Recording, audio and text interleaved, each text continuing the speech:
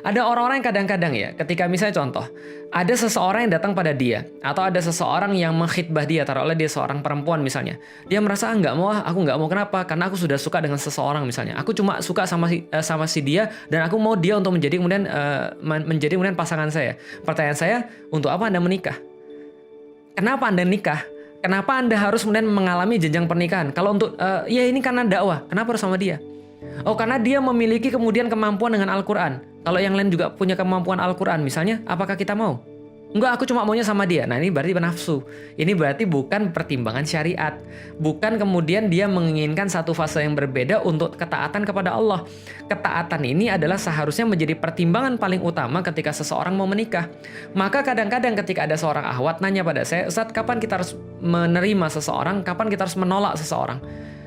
Kita harus menerima seseorang ya kalau dia sudah memenuhi standar yang kita perlukan untuk masa depan.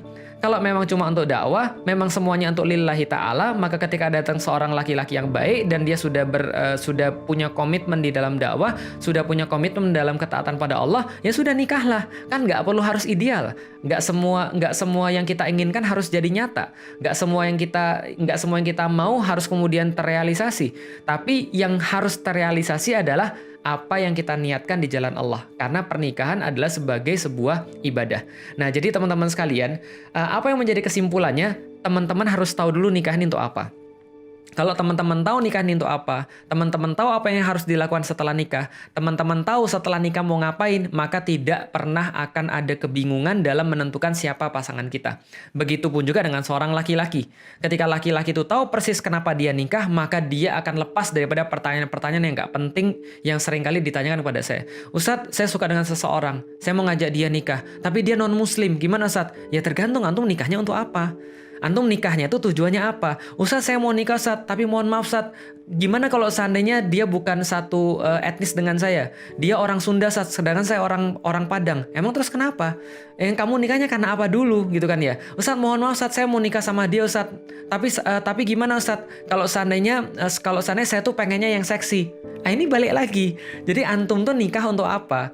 Kalau orang nikah itu untuk Allah, maka pertimbangannya akan disesuaikan dengan itu. Kalau saya pengen pergi ke Turki, maka saya cari tiket ke Turki. Kalau saya pengen pergi ke Bandung, saya nggak usah beli tiket pesawat. Kalau saya pengen pergi ke Surabaya, saya akan cari tiket pesawat, tapi bukan pesawat internasional. Maka apapun yang akan kita lakukan, kriteria kita dalam dan memilih seorang pasangan sangat tergantung dengan bagaimana kehidupan yang kita inginkan pasca nikah. Ini yang paling penting di dalam pernikahan. Dan ini yang paling sering juga dilewatkan sama orang. Tanpa kita sadari, walaupun seolah-olah kita merasa kita sudah ngaji, kita merasa kita sudah punya pandangan Islami, kita merasa kita sudah orang dakwah, tapi kadang-kadang apapun yang kita putuskan itu ternyata tidak berdasarkan apa yang dakwah perlukan, tapi berdasarkan mungkin hawa nafsu kita. Karena itulah kita seringkali memilih dalam arti kemudian kalau nggak sama dia kita nggak mau. Padahal ya emang harus begitu? Kan enggak. Maka ada orang yang bilang, Ustaz, gimana kalau seandainya saya mau sama seseorang, dia nggak mau sama saya? Ya gampang, antum pergi aja naik ke pohon kelapa, lalu dari sana ngapain Ustaz, loncat? Enggak. Dari sana antum lihat masih banyak laki-laki yang lain, masih banyak perempuan-perempuan yang lain. Kan nggak harus dia. Harus dia itu adalah pandangan yang salah. Suatu waktu ada teman saya mau nikah. Ketika teman saya mau nikah, lalu kemudian dia suka dengan seorang akhwat, dia mengkhidbah akhwat tadi, kemudian akhwat tadi menolak. Lalu kemudian teman saya ini stres, depresi. Lah kenapa? Karena dia sudah membayangkan hidup dia sama akhwat yang tadi. Akhwat ini keren, akhwat ini cantik, akhwat ini cerah kulitnya.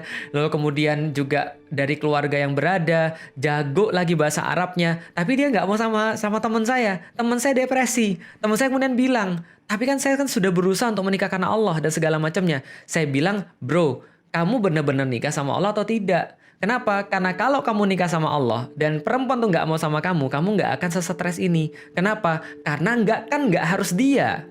Kata-kata harus dia, pokoknya harus dia, itu sudah tanda bahwa Anda tidak menikah karena Allah. Mohon maaf banget, tapi ini harus saya sampaikan. Juga sama seperti ada laki-laki kadang-kadang datang ke saya.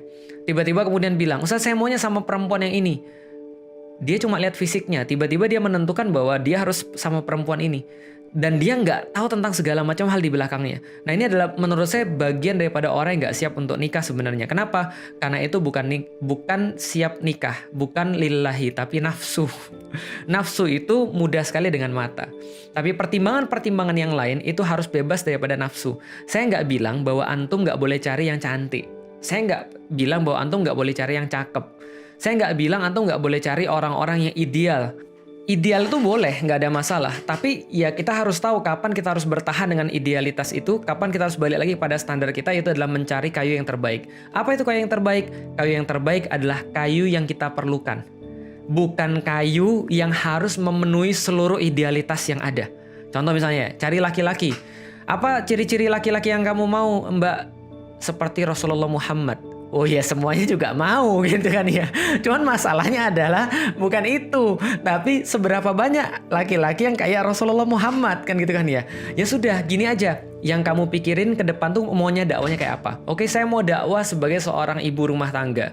Yang ibu rumah tangga ini punya kerjaan-kerjaan adalah di bidang ini. Oke carilah laki-laki yang bisa kemudian untuk menerima itu. Carilah laki-laki yang bisa memenuhi kemudian dakwah-dakwah kita. Sama kayak laki-laki. Kamu mau apa masa depanmu? Carilah perempuan yang kayak gitu. Kalau dia sudah memenuhi, maka nggak ada alasan bagi kita untuk menunda pernikahan saya pikir. Atau ya tadi galau atau bingung ketika kita mau dengan seseorang tapi orang itu nggak mau sama kita. Jadi kira-kira gitu. Oke, itu adalah yang pengen saya sampaikan tentang kisah orang yang mencari kayu di hutan. Artinya jangan sampai teman-teman jadi orang kayak gitu. Kenapa dia bingung? Karena dia nggak punya standar dari awal. Kenapa dia bingung? Karena dia nggak tahu apa yang dia cari. Gitu loh maksudnya. Sehingga dia nggak punya batasan-batasan tertentu. Kalau misalnya dia sudah punya batasan tertentu, dia sudah tahu apa yang dia cari, maka dia datang. Begitu selangkah dua langkah, dia sampai di hutan itu. Kemudian dia sudah menemukan, oke, kayu yang saya perlukan adalah kayu untuk menopang hidup saya. menopang badan saya. Berarti kayunya harus keras, kayunya harus segede ini, karena supaya segede ini biar mudah dipegang. Kayunya juga harus setinggi, misalnya contoh ya minimal 1,5 meter biar saya bisa dijadikan pegangan. Preferable kalau ada pegangan di atasnya bentuknya begini, terus saya bisa pegang dan nggak terlalu capek. Tapi kalau nggak ada, saya tahu apa yang saya cari. Oke, begitu dia dapat, dia ambil, dan ketika dia jalan ke depan, dia cuma boleh ngambil satu, lalu kemudian dia jalan ke depan, dia menemukan yang lebih bagus, maka dia nggak akan ganti. Dia sudah puas dengan apa yang dia pilih, dia sudah konten dengan apa yang dia pilih. Kenapa? Karena dia tahu untuk apa dia mencari kayu. Sama kayak orang nikah, maka ketika dia sudah tahu untuk apa dia nikah, dia sudah tahu kontennya seperti apa, bukan konten, dia sudah tahu seperti apa kriteria yang dia perlukan, maka dia akan segera untuk menikah ketika dia sudah menemukan kriteria-kriteria seperti itu.